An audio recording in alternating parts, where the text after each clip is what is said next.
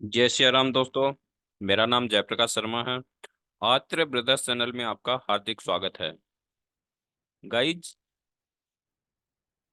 एक वीडियो बनाई है हमने पार्ट 35 में, जिसमें हम बता रहे थे वीडियो के जरिए कि हमारे पांचवें भाव में जो योग बनता है लव अफेयर लव मैरिज का, वो किस तरीके से उस रिलेशन को आगे बढ़कर आगे जो समय बीतता जाता है, तो वो किस तरीके से रहेगा, क्या वो सही रहेगा या गलत रहेगा। ठीक। अब हम बात करते हैं कि वह नौवंश में भी किस तरीके का रहेगा। अगर नौवंश में लव मैरिज अफेयर वगैरह यदि अच्छा चल रहा है, तो यह लव मैरिज आपकी सक्सेसफुल रहेगी। अगर यहाँ आपको दिक्कत दिख रही है, तो वहाँ फिर आपकी लव मैरिज अनसक्सेसफुल रहेगी। तो अब ऐसा नौवंश में क्या होता है और इसमें किस तरीके से देखा जाता है। गाइज, लग्न कुंडली में हम हमारे पूरे शरीर, हमारे किससे किस तरीके से रिलेशन रहेगा, भाई से किस तरीके से रहेगा, पिता से किस तरीके से रहेगा, हम कौन सा बिजनेस कर सकते हैं, ठीक, हमारा जीवन साथी किस तरीके का है, वो हम लग्न कुंडली में देख सकते हैं। लेकिन नवांश में हमारा जो लाइफ पार्टनर है, उसका बर्ताव किस तरीके का रहेगा, क्या वो जो लव मैरिज हम करते हैं क्या वो सक्सेसफुल रहेगी या नहीं रहेगी, तो वो चीजें हम कहाँ से देख सकते हैं। नवांश में, नवांश में सिर्फ लाइफ पार्टनर के बारे में ही ज्यादातर देखा जाता है। वैसे कुछ टॉपिक और हैं जो नवांश के द्वारा देखा जा सकता है। तो आइए हम स्टार्ट करते हैं कि नवांश में क्या लव मैरिज सक्सेसफुल दिख रही है या नहीं। गाइज, हमारे पास कर्क लगन की लगन कुंडली है, जिसका नवांश बहुत गंदी तरीके से बिगड़ा हुआ है। अब उस कंडीशन में हम ये देखना चाह रहे हैं कि यहाँ नवांश में क्या ये है घर, जो लाइफ पार्टनर का घर होता है, 7 नंबर भाव। ठीक। यहाँ देखो, यहाँ आपको एक सबसे बड़ी बीमारी दिखेगी कि यहाँ जो राशि बैठी है, जो राशि बैठी है, मकर राशि बैठी है, मकर राशि का जो स्वामी है वो इस भाव में हम कहाँ बैठेंगे वो अभी दिखाएंगे। लेकिन कर्क लगन की लगन कुंडली में शनि देव क्या होते हैं, मार्ग के होते हैं। क्यों? क्योंकि जो कर्क राशि का जो स्वामी है वो चंद्रमा है और चंद्रमा का शत्रु शनि देव है। तो दोनों के आपस में मित्रता नहीं है। इस कारण यहाँ इस कुंडली के अंदर यहाँ शनि देव है मारक। अब इस कंडीशन में शनि देव यहाँ हो गए मारक, तो यहाँ जो परिणाम मिलेंगे जीवन साथी से रिलेटिव, वो हमेशा गलत परिणाम मिलेंगे। लेकिन अब हम ये देखते हैं कि हमारा जो लाइफ पार्टनर है वो किस भाव में बैठा है। तो कई जगह ऐसा है कि जैसे 7वें भाव तुला राशि में यदि शनि बैठ जाता है, तो वो मार्क का होने के बावजूद भी वो उच्च का परिणाम देगा, क्योंकि वो उच्च के हो जाते हैं। लेकिन अब इस जन्म कुंडली में हम ये भी देखेंगे जो हमारे टॉपिक्स हैं।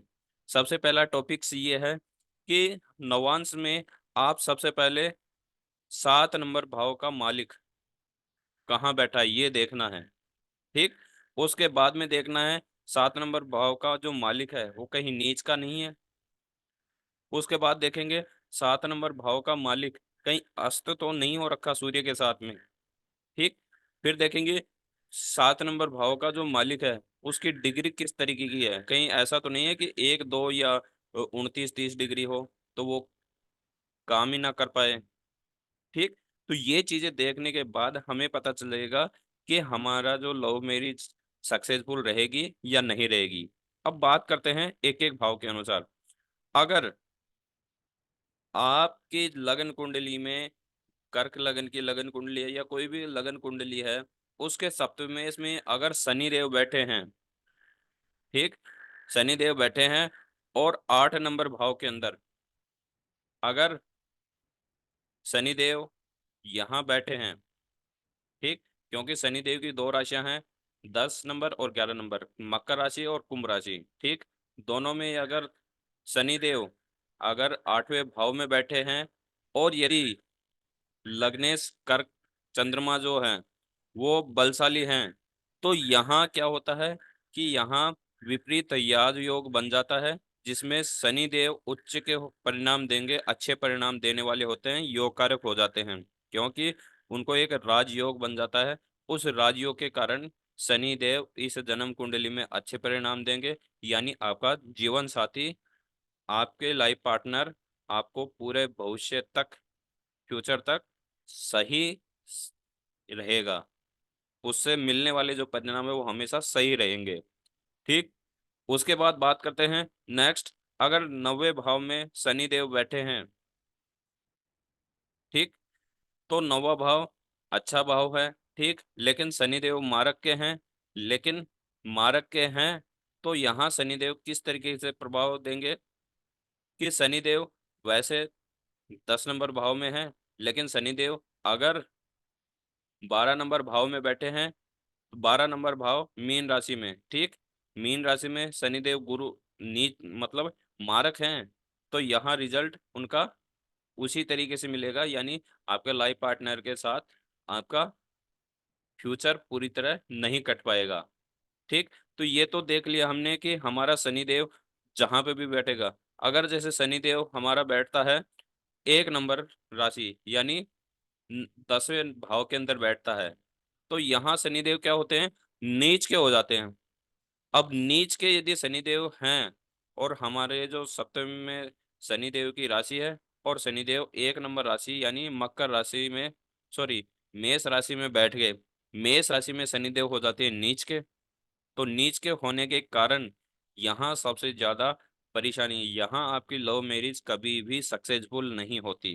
क्यों? क्योंकि जो सप्तम भाव में जो राशि बैठनी है और उसका जो स्वामी है वह नीच का हो गया, नीच का होने के कारण वह शादी, आपकी लव मैरिज शादी आपकी कभी सक्सेसफुल नहीं रहेगी। शादी के हो सकता है कि स्टार्टिंग में आपको बहुत अच्छा लगे, लेकिन जैसे गोचर में या इनकी दशा अंतर दशा आई, तो आपकी जो शादी है वो बर्बादी में बदल जाएगी, या तो लड़ाई झगड़े होने स्टार्ट हो जाएंगे, कोर्ट केस तक पहुंच जाएगी बात।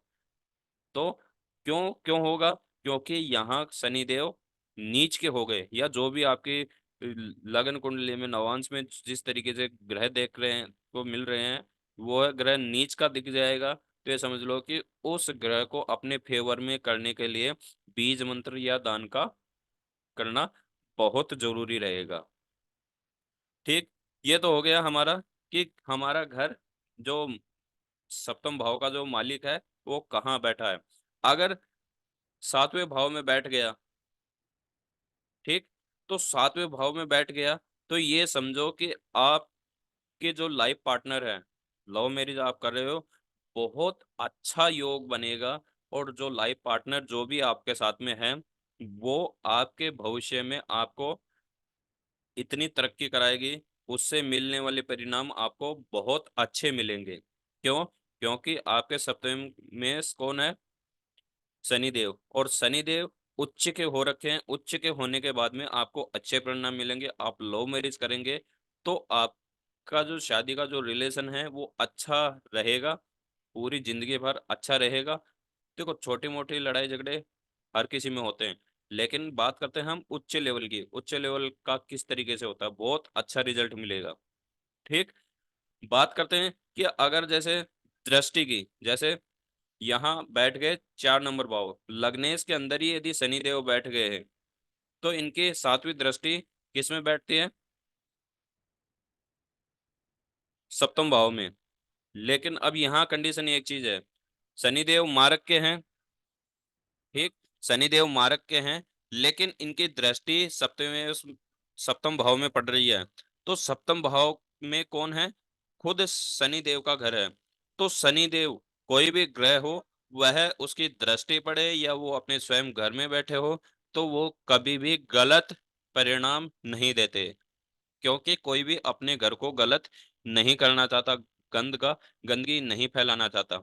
तो यदि अगर लग्नेश में शनि देव बैठे हैं तो उनकी दृष्टि भी पड़ेगी, तो उससे भी आपको अच्छा ही परिणाम मिलेगा, भले वो मार्ग के होंगे, लेकिन यह लव मैरिज सक्सेसफुल रहेगी क्योंकि उनकी दृष्टि सही तरीके से पड़ेगी। ठीक। बात करते हैं कि अगर 5म भाव में यदि शनि देव बैठे हैं और इनके 7म भाव में भी शनिदेव की ही राशि है, तो यहाँ पे भी तीसरी दृष्टि शनिदेव की अपने घर में पड़ रही है।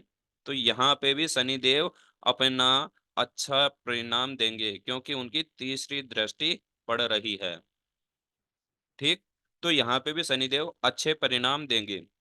अब बात करते हैं कि कहीं शनिदेव सूर्य के साथ उच्च के तो नहीं है। अब यहाँ, सॉरी, शनिदेव अस्त तो नहीं है। अब यहाँ सूर्य के साथ शनिदेव 11वें भाव में सूर्य के साथ अस्त हो रखे हैं। ठीक, सूर्य के साथ अस्त हो रखे हैं, लेकिन यहाँ डिग्री जरूर देखना, क्योंकि डिग्री सबसे मेन है। डिग्री अगर कमजोर, यदि आपने नहीं देखी और आपके शनिदेव सूर्य के साथ अस्त नहीं हो रहे और आप उनका जबरदस्ती दान करके या बीज मंत्र के द्वारा उनको शांत कर दिए, तो आपको गलत परिणाम मिलने स्टार्ट हो जाएंगे। क्योंकि अच्छे परिणाम तब मिलते जब आप इनको शांत नहीं करते, और आपने उसको शांत कर दिया। सूर्य के साथ अस्त थे ही नहीं, आपने जबरदस्ती उनको अस्त साबित करके, दान करके ग्रह को शांत कर दिया। तो ये चीज जरूर देखना कि सूर्य के साथ अस्त हैं तो ही उनका दान करें, और तो ही इनका बीज मंत्र का जाप करें। अब इस कंडीशन में देखो, इस कंडीशन में कि शनि देव मार्ग के हैं, ठीक, तो शनि देव का जो बीज मंत्र है उसको आप सबसे पहले सिद्ध करेंगे।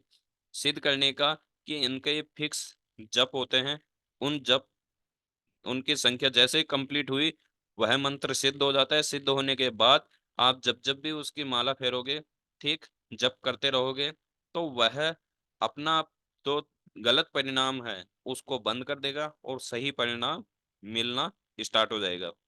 ठीक, शनिदेव की डिग्री देखना।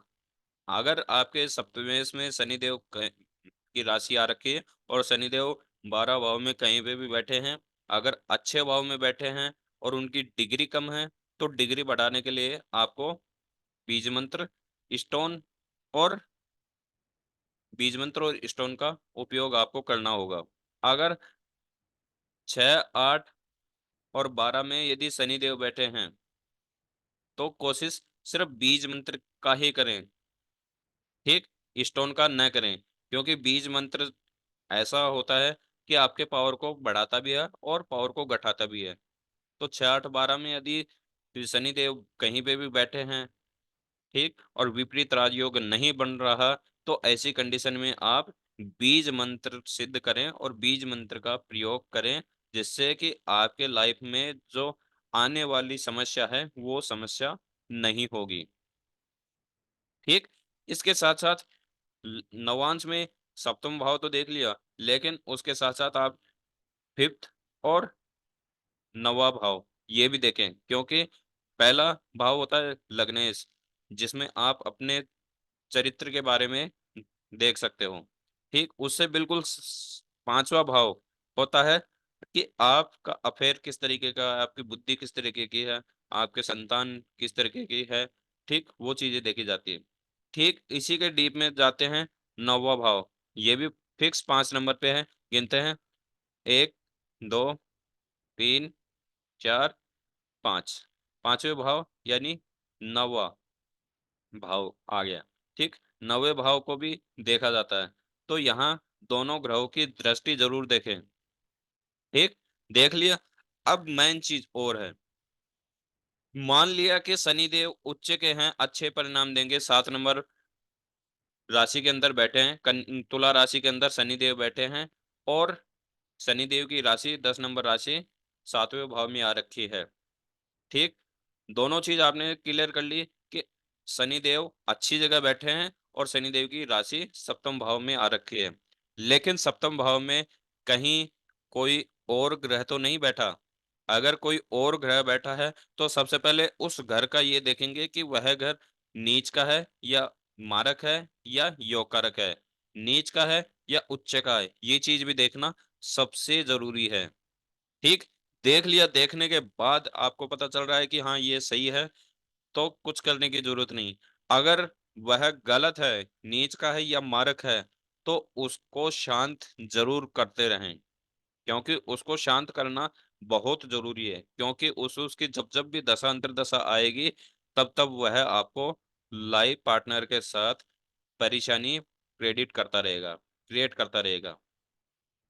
तो ऐसे कंडीशन में इन ग्रहों को जो आपके लाइफ पार्टनर के साथ में आपके व्यवहार को गलत बनाने की कोशिश कर रहे हैं, ऐसे ग्रहों के जो बीज मंत्र हैं उनको सिद्ध कर लो। सिद्ध करने के बाद सबसे मेन चीज ये है कि इनकी दशा अंतर्दशा प्रत्यंतर दशा जब जब भी आएगी, तब तब ये अपने परिवार प्रभाव दिखाते हैं, और तब तब ही यह हस्बैंड वाइफ के बीच में मिसअंडरस्टैंडिंग पैदा करवा देते हैं। और मिसअंडरस्टैंडिंग अगर पैदा हो जाती है तो वह कोर्ट तक भी पहुंच जाती है, और कभी कभी तो घर के अंदर ही शांत हो जाती है। तो ये चीजें सबसे मेन है, इन चीजों को देखना बहुत जरूरी है। जरूरी के साथ साथ इन बीज मंत्रों को आप, अब मैं नई वीडियो बनाऊंगा उसमें सिर्फ बीज मंत्र और उनकी संख्या, बीज मंत्र कौन सा बीज मंत्र का जाप करें और कितनी बार करें तब वो सिद्ध होता है, वो चीज हम देखेंगे। क्योंकि अब तक हमने जितनी भी वीडियो बनाई थी उनमें बीज मंत्र का जिक्र बहुत बार किया, हर वीडियो में बीज मंत्र का जिक्र किया, लेकिन बीज मंत्र हम ही अपने अभी तक हमने आपके सामने रखे ही नहीं कि कौन सा बीज मंत्र है जिसका जाप करने से वह ग्रह शांत होता है और उस ग्रह से अच्छे परिणाम मिलते हैं। ठीक। स्टोन अलग टॉपिक हो जाता है। स्टोन मैं बहुत कम सजेस्ट करता हूँ, क्योंकि जहां बात डायरेक्ट ग्रह से बात होती है तो स्टोन का हम सहारा बहुत कम लेते हैं। उस कंडीशन में कि जब आप बीज मंत्र का उपयोग नहीं कर सकते हो तब हम स्टोन सजेस्ट करते हैं। ठीक। आशा करूंगा कि यह वीडियो आपको पसंद आई होगी। तो इस वीडियो को अपने यार दोस्तों को सबको शेयर कर दो, जिससे कि इस तरह का कोई भी समस्या आ रही हो तो वो पहले अपनी जन्म कुंडली खोल के देख सकें और उस चीज को समाधान कर सकें। ठीक। समाधान के लिए आप कमेंट में मेरे को बता सकते हैं, मैं कमेंट के जरिए ही आपको समाधान भी बताता रहूंगा। इसी के साथ साथ नेक्स्ट वीडियो जैसी आएगी आपके पास नोटिफिकेशन आता रहेगा। तब तक के लिए जय श्री राम।